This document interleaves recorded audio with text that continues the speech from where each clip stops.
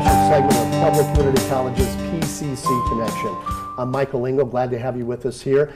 And joining me in the studio today, a very special guest, Lieutenant Governor Joe Garcia. Welcome, Lieutenant Governor. Thanks, Michael. It's great to be here. I know you've been touring the state this week and talking about Colorado Literacy Week. And before I get to the questions, I know from talking to some of your staff, this really is an area that is near and dear to your heart in terms of early childhood education and early reading and literacy. Can you talk a little bit about that?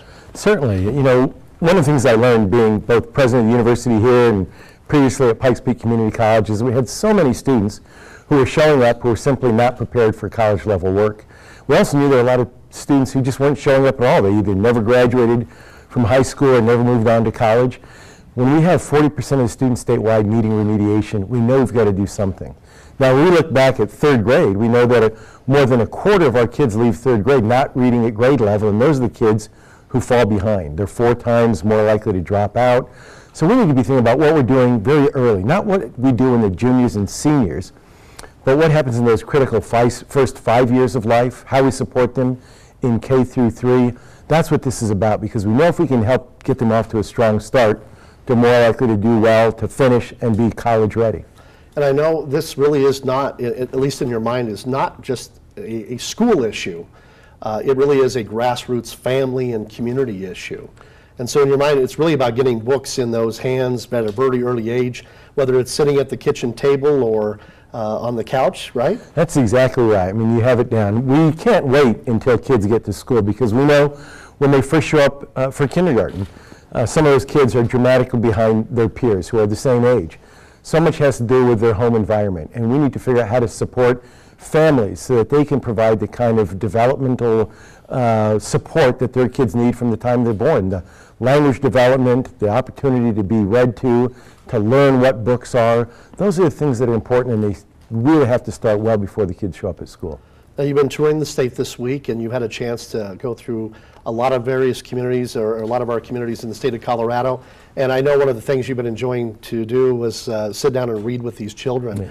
Yeah. What's that give you as a lieutenant governor? I know you've been a college president at Pikes Peak and right here locally at Colorado State University Pueblo, but for you to sit in that role and read to these children, what does that feel like for you? That's a great feeling. I mean, who doesn't love 4-year-olds and 5-year-olds? Yeah. You know, sitting down with a group of preschoolers and reading a book, they get very excited. They're just happy. They want to know about books. They want someone to read to them. Some of them are very used to it. Some of them don't get it very often. But again, what we want to do is really send a message to communities that this is important, that we need to be investing in young children if we want them to be successful students and ultimately successful members of the workforce. Well, I know you and the governor have really stressed that this is kind of an early beginning point for the state of Colorado to develop a globally workforce ready, if you will, workforce that comes out of the state of Colorado. Is there something we can be doing even prior to, I mean, are we talking about some early childhood education endeavors that are in preschool or even before? Absolutely. You know, one of the things that we know is not every community, for example, has full-day kindergarten. Not every community has enough early childhood education slots for those kids who need it. And a lot of the times it's only available through private providers, and it's beyond the reach of working class families. So what we need to do is figure out how to create more high quality programs to make people aware of why quality matters in early childhood. A lot of times people think of early childhood education as really just daycare or babysitting. It's far more than that. It really is about kind of laying the groundwork for a strong, for educational success. And if we want to have a globally competitive workforce in Colorado, we've got to be working with those kids again from the time they're very young. Visiting with Lieutenant Governor Joe Garcia, who's back in Pueblo this week and throughout the state of Colorado to promote Colorado Literacy Week. And I know this is in May of every year. Let me ask you the tough question. These sound like some great ideas, but it comes with a price tag. And I know you and the governor have talked about this. Are you setting aside some additional amount of funding that could be over a long-term period that could support more of this early childhood literacy? Yes, we certainly are, but there's never going to be enough public funds available. We do need to convince communities and private companies to invest, and we have. So for example, with our One Book for Colorado effort, where we distribute more than 75,000 books to every 4-year-old in the state. We want to reach every kid in the state. That costs money, but That's all done with private money. We get that money through grants, through corporate partners like McDonald's, and then we work with other community-based organizations, groups like Reach Out and Read. We work with the Colorado State Libraries. We work with Serve Colorado. They all help provide the resources we need to reach more kids in more communities. I know the book that was chosen this year, I have to mention the title, Grumpy Birds. Right. Something tells me you've read that book quite a bit this week. I've read that book quite a bit. I could recite it from memory right now. Okay. Now, what we do is, in One Book for Colorado, we try to identify books that we think will appeal to kids of that age, to 4 and 5-year-olds. We try to find books where we can afford to buy 75,000 of them. We try to find books that are available in both English and Spanish. And then we have celebrities read these books. So we've had members of the Denver Nuggets, we've had the governor, others read the books on the web so that people can go and hear the books and vote for which book is their favorite. And Grumpy Bird was the winner this year. I like it. You actually mentioned something I was going to ask you, Lieutenant Governor, and that was about, we have a good Latino community here in Pueblo, and I know we have a lot of Spanish-speaking parents who want to have this opportunity. So there is some opportunity for some books in Spanish, or at least some language Spanish? Absolutely. Okay. And we think it's very important for parents to understand that whatever language they speak at home, it is important to engage with their kids, to talk to them in whatever language, because those first critical years, again, before the kid ever arrives at school, they're developing, their brain is developing, and whether they're learning in English or Spanish or some other language or multiple languages, that's going to help them. It really helps them develop their brain in a way that's going to allow them to be more successful when they arrive in school.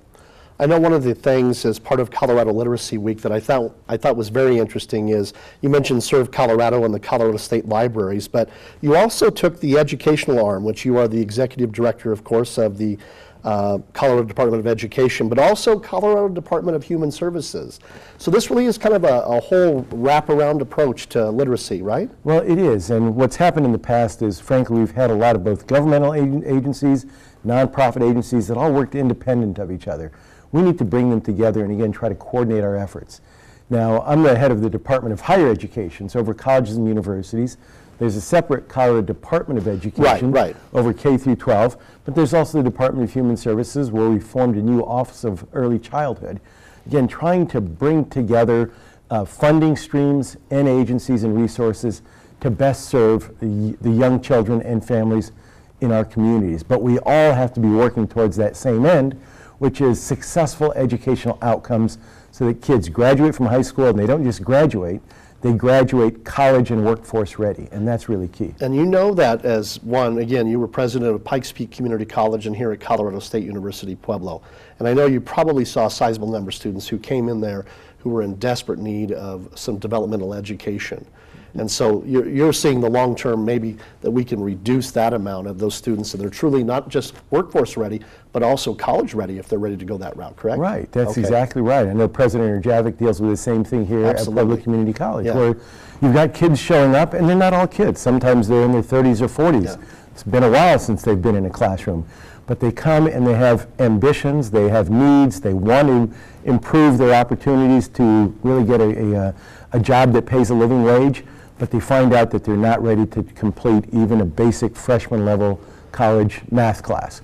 And so the remedial education is the way to allow them to get to that level, but the state spends a lot of money on that, students spend a lot of money on that, and often kids who start in remedial education don't get to that degree. We lose them, don't we? We lose them along the way. Yeah. And so what we want to do is reduce the need for remediation by working with them sooner and, again, working with them not just in schools but in many other settings. I know you're a lifelong educator, and you had the opportunity a few weeks ago to meet with Secretary of Education Arne Duncan. What was the message you took to him from the state of Colorado about early childhood education or K-12 or even higher education? Well, it's a message that I think people in Colorado know well, and certainly the Secretary's heard it before. Here in Colorado, we're fortunate to be one of the best educated states in the nation, if you look at the percentage of our adult population with a post-secondary credential. But it's really true in the Front Range community and among middle class and white communities. Right. Well, more than 50% of those folks have a degree. But if you look at our Hispanic community, our rural communities, our low-income communities, the degree attainment rate is much, much lower. And so if we want more of those kids to go to college, and we need them to because the jobs of Colorado's future really are going to require, if not a bachelor's degree, an associate's degree, a certificate, but they're going to require some kind of credential. Too many of our kids don't have such a credential. And so we talked a little bit about the Colorado academic standards, which are really important to us, to raise the bar, to reduce the need for remediation. We talked about reaching our students of color and our low-income students. And we talked about keeping tuition rates low and financial aid accessible so that students could afford to go on to school and then graduate on time. It's taking longer and longer and longer for students to finish a college degree. And accumulating that debt as well. And they accumulate debt all along the way. And too many of them accumulate the debt but never earn the credential. And so they're worse off. Yeah. And really, all of us in the state really kind of carry that cost as well eventually. Well, that's exactly right. I mean, the taxpayers eventually will bear that burden, where if the student graduates with a credential and enters the workforce, well, then we all benefit. So one of the key messages for both the Secretary and that I'd like to share with you viewers is that higher education, like K-12 education, is a public good, not just a private good. That is, it doesn't just help that student, it helps all of us when that student enters the workforce and becomes a taxpayer.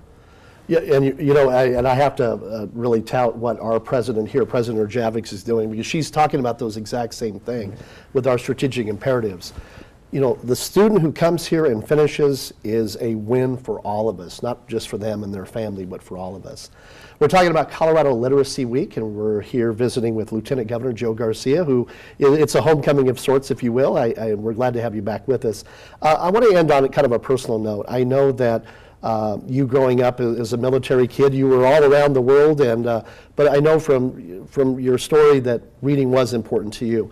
What's your message to our viewers who want to instill that love of education and of reading, but they just don't know what to do? What's a simple little step that you would impart to them as Lieutenant Governor? A simple step would be communicate more, communicate directly. We see parents, even upper middle class parents, who will be sitting side by side with a child and the parents on their mobile device. They're not communicating with their children, talking to your children, asking them about their day, telling them about yours, describing what you're doing when you're preparing dinner in the kitchen, talking about measurements, so they can develop that mathematical literacy too, which is just as important. But it really is a matter of engaging and helping students develop language skills, and again, in whatever language. If you're not a good reader, tell stories. Talk about your family history. Talk about what you did during the day. But just talk, just engage. That's critical. Wonderful, thank you. We've been visiting with Lieutenant Governor Joe Garcia. We appreciate you stopping by today, and I'm going to put you on the spot. Can we get you to come down a little more often and come and see us down here? I come pretty often, but not I come down and mow my lawn every once in a while. Okay, well, we hope we can get you back down here. We know that education, again, is a core part of what makes you operate, and we'd love to hear more about what you got going on with the state level and how we can be part of that plan as well. So we appreciate you stopping by. Well, I really appreciate it, and Public Community College is just such an incredible resource for this community, and this is a community that could benefit from more kids getting a post-secondary credential. We know that's important. We know the economy has changed down here over the decades, and it's simply we need more kids to finish school to be successful. Absolutely. Thank you again. Now, folks, don't go away. We have a couple of more guests, and we're going to really keep talking about literacy and early childhood education. After our short break, I'm going to have President Patty Erjavix, and she's going to be talking about some of the great things we're doing here to support some of these initiatives, the governor and the lieutenant governor's position on literacy and early childhood education. So don't go away. Thanks again, Governor. Thank you. We'll be right back.